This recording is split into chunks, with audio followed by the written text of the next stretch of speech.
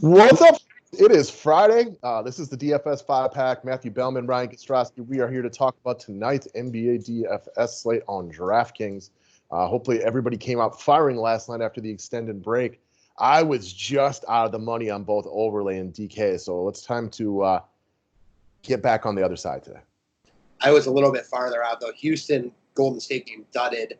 Houston was up 20 after the first. Was not expecting that, but it's not shocking either. Yeah, Golden State's not so good, are they? Mm-hmm. All right, guys. So speaking of Overlay, one of the things I wanted to bring up today, so we keep talking about this amazing jackpot over on the $22 contest, almost at 11,000. It is really hard to go 12-0, but I wanted to reiterate to some people, that's not the only way that you make money here. Finish in that top 10%, get 9 times your buy-in back. Like, think about how really hard it is on DK or FanDuel to earn 9 times your buy-in. Like, Matt, I know you're always trying to push like major GPP wins, but even you'll admit it, like any day you get 9 times your buy-in, you are happy as heck. Oh, hell yeah. I mean, it takes those days to stay in the game, especially something like this. I want to keep playing this 22, so I need to get a top 10% so I can keep playing it. Exactly. So I wanted to reiterate that. I know we talk about the jackpots all the time and all the great things that there is, but there's a lot of ways to make money on here. You go 0-12, boom, $500. But like last night, I was 8-4, but because my second favorite pick was a loss, just missed the number of points needed to get that money. It's not like it's an impossible thing to do, but get in that top 10%, 9 times you're buying right away. Mm-hmm. All right, guys. So watching the Bucks play last night, I'm not sure the Pistons are going to win again this year. That team is really, really bad now that they've gotten rid of Reggie Jackson and Drummond. Not that those guys are like perennial MVP candidates or something, but my gosh, are the Pistons awful now. Yeah, they are. Wow, there's something bad. When G League Christian Wood is like your all-star outside of Derrick Rose, you got problems. Mm-hmm. All right, guys, this is it. Last day. This is the day you reach inside your pocketbooks, take that paycheck you got today, $69. It is the last day of one of the best sales that we run all year. Price will be moving up tomorrow.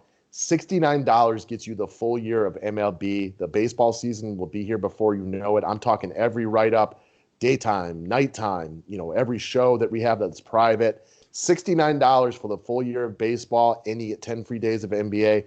It is the very last day today. So once the clock strikes midnight tonight, I will be having the price moved up closer to full price. So take advantage of the best deal that we have out there. Today is the last day. God, I cannot wait for baseball. So let's get that. That deal is crazy. Hop on in. All right, guys. So back over to NBA, though. Let's start with some chalk talk right here. Clearly, I am not the only one in the industry, or we are not the only ones in the industry talking about CJ McCollum today. With Damian Lillard out for what appears to be 3 or 4 games, possibly more. You never really know. Expect CJ McCollum to be big-time chalk tonight. And also, this guy's got every possibility to legitimately be an 8 or 9K player in a couple of days after a couple more games. This line is awesome for DFS, 237.5 and a -4. And we've seen this show with CJ a lot of times in the past. So he's got a floor tonight of the high 20s, which is already not even a good game for him. Minus like freaky foul trouble, 2 of 19 shooting or injuries.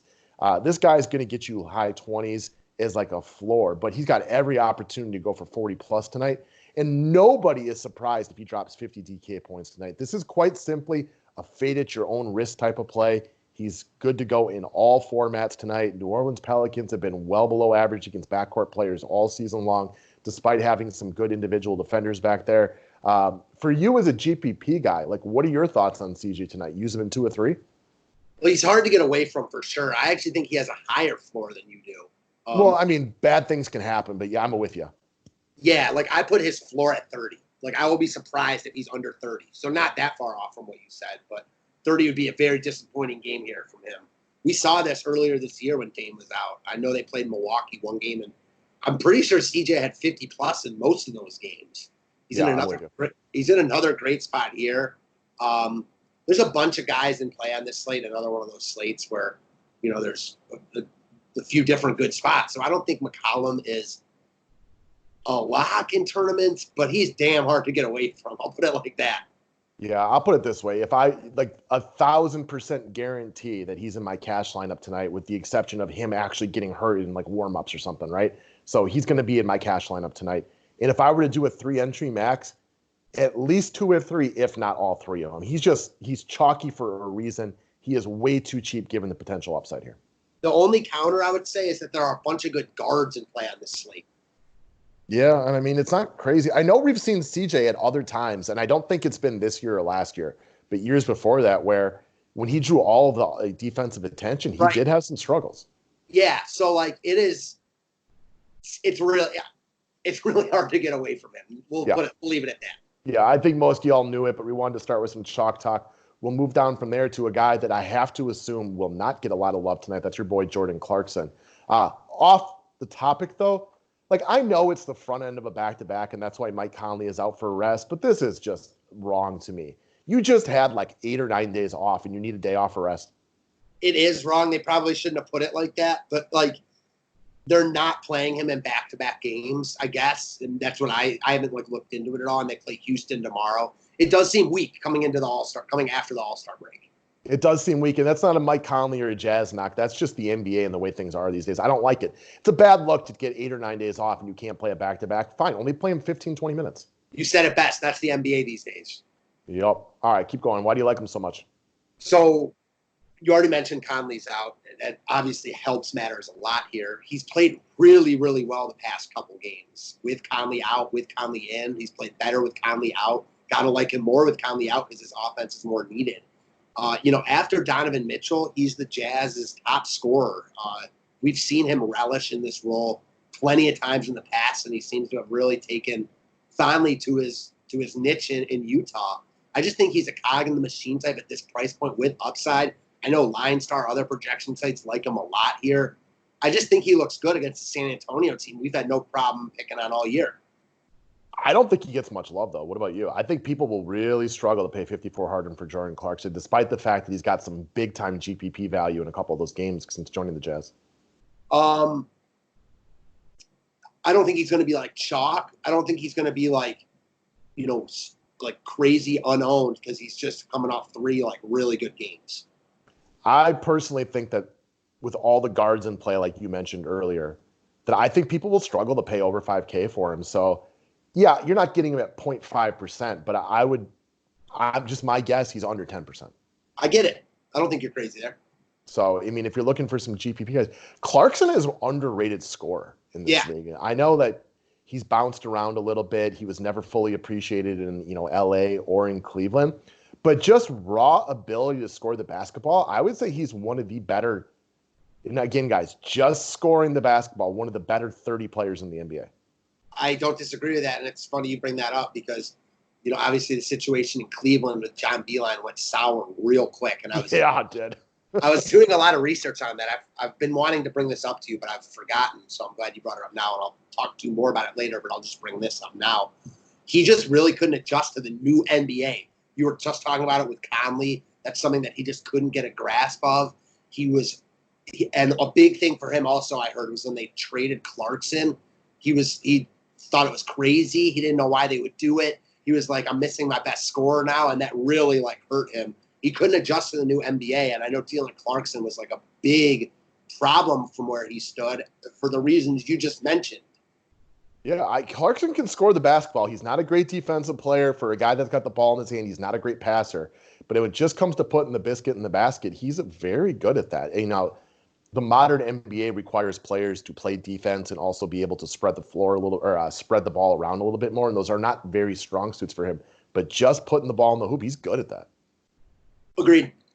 All right, let's move on there. Speaking of guys much in the same mold, I thought it was funny that we started talking about that knowing that Collin Sexton was coming up next. Sexton is a guy who continues to just not get the appreciation from the DFS world that he should.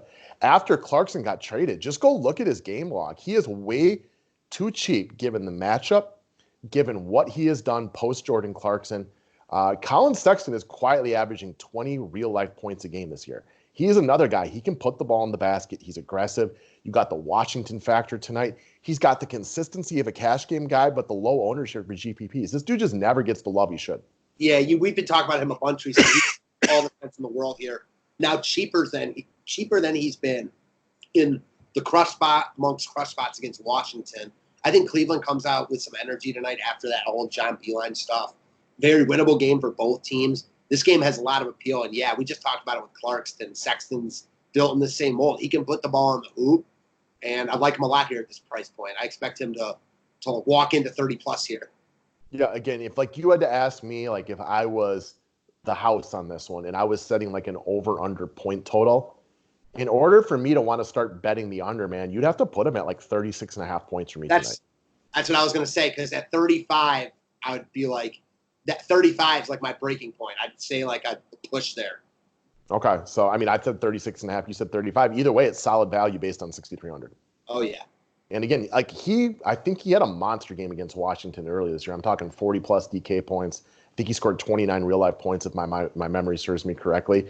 Collin Sexton may never be an all-star, but he's a guy who can put the ball in the basket. He's assertive when he has it, and it's the Washington factor. Agreed all around. All right, so you wanted to talk about DeMar DeRozan right here, who hasn't played in a hot minute, but it's not like he missed weeks. You know what I mean? Like he shouldn't see. I don't think he's going to get any kind of major like minutes monitoring tonight or anything like that. He's really inexpensive for what he was doing. Yeah, you asked me when I first brought him up to you if this was mostly a price play, and it is mostly a price play. He's way too cheap for who he is. He's averaging 40 DK points per game on the year, and now he's under 7K. This is a guy that had been mid-7s to mid-8s for the majority of his games recently. It's not a great spot against Utah, but it's not the Utah of old. I don't want to stack San Antonio here, but I'm not scared to use a guy like DeRozan who's just way too cheap. Certainly doesn't hurt that he's got 50+ DK points in 2 of his past 3 against the Jazz. Maybe I wouldn't like him as much if that wasn't true, because clearly the matchup doesn't bother him as much as it does some other people. I think this is a game. Utah's better than San Antonio, but I love your last bullet point. I think San Antonio plays hard here. And I think that DeRozan's, in a good spot to produce value at this price point. I'm with you. Again, they're about 4 or 5 games out, if my memory serves me correctly, from the Western Conference being that 8 seed. And even if they make the 8 seed, they're not doing anything this year. But it's a point of pride to make the playoffs. It's a Popovich-coached team. Clearly, Pop's one of the best coaches we've seen in our lifetime. Come out of the All-Star break ready to play. Go to work right here. He only missed a couple of games. He gets some time off. And maybe that's not a bad thing. He's a veteran player. Yesterday, we talked a long time about, 3-point jump shooters maybe being a little slow out of the break. Yeah, he's not a guy who, gets right next to the hoop, but he's not a 3-point shooter, right? Like he hits that mid-range like an old school player. I'm not worried about him being effective right here. He is very cheap for what he's offered. And I think a Spurs team that, they're going to be motivated. They have enough talent to make the playoffs, so they think they're going to try to. Agreed, especially they didn't make it last year. Did they make it last year? I don't think so. I don't think so either. Well, okay. They did. They're the 8 seed. I don't remember. Yeah, they didn't win anything last year. So I agree. Point of pride for them. I don't love the spot for them here, but DeRozan's just too cheap. He's just a really good look, I think. There's only 2 guys on the Spurs that are going to get their run every single day, minus, major blowouts. It's DeMar DeRozan and LaMarcus Aldridge. It's what it is. Agreed. Yeah. Pop will mess with you like a Bill Belichick with his running backs at every other position, but the 2 guys that are safe are the wily veteran mid-range guys. Mm-hmm. All right, y'all. Best of luck today. Last day of that MLB sale. It is up on the website. We will be bouncing into members only. We will talk some overlay here in a little bit as well. Go win that money tonight and let's watch some NBA. Thanks, guys.